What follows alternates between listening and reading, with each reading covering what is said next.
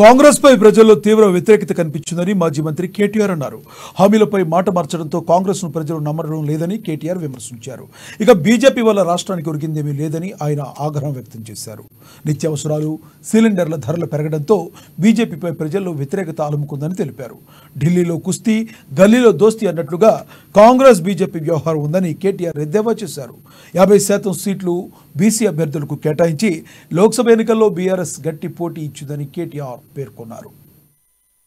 గ్రామీణ ప్రాంతాల్లో నేను చేసిన పనులన్నింటినీ కూడా తిరగదోడి కొత్త జిల్లాలు రద్దు చేయాలని, అదే విధంగా కేసీఆర్ ఆనవాళ్లు లేకుండా చేయాలని ఒక చిల్లర ప్రయత్నం ఏదైతే చేస్తున్నదో ఇది కూడా రాష్ట్ర ప్రజల్లో ఒక విముఖతను, ఒక రకమైన ప్రభుత్వం పట్ల వ్యతిరేకతను పెంచిందని చెప్పి కూడా మేము అనుకుంటా ఉన్నాం. అదే విధంగా 6 గ్యారంటీలు 100 రోజుల్లో అమలు చేస్తామని చెప్పి మొత్తంగా 420 హామీలు ఇచ్చి ఇవాళ వాటిని తుంగలో తొక్కిన వైనం మీద కూడా కాంగ్రెస్ పార్టీ మీద ప్రజల్లో తీవ్రమైన వ్యతిరేకత కనబడింది. మేము ఎక్కడెక్కడైతే తిరిగినామో చాలా స్పష్టంగా, ముఖ్యంగా గ్రామీణ ప్రాంతాల్లో రైతు భరోసా అని చెప్పి మోసం చేసినందుకు, రైతు బంధునే మొత్తంగా వేయనందుకు, కరెంటు విషయంలో తీవ్రమైన నష్టం చేసినందుకు, క్వింటాల్కు 500 బోనస్ ఇస్తామని చెప్పి బోగస్ మాటలు చెప్పి మోసం చేసినందుకు ఇవాళ రైతులు బగ్గున మండుతా ఉన్నారు. తప్పకుండా ఆ వ్యతిరేకత అనేది ఓట్ల రూపంలో కనబడుతుంది గ్రామీణ ప్రాంతాల్లో అని చెప్పి మేము అనుకుంటా ఉన్నాం. రుణమాఫీ కూడా ముఖ్యమంత్రి గారు స్వయంగా తారీఖులు చెప్పి మళ్లీ మాట మార్చిన విధానం, తేదీలు మార్చిన విధానం, దేవుళ్ల మీద ఎన్ని ఓట్లేసినా ఒక నమ్మలేని పరిస్థితిని కాంగ్రెస్ పార్టీ పట్ల తీసుకొచ్చిన మాట కూడా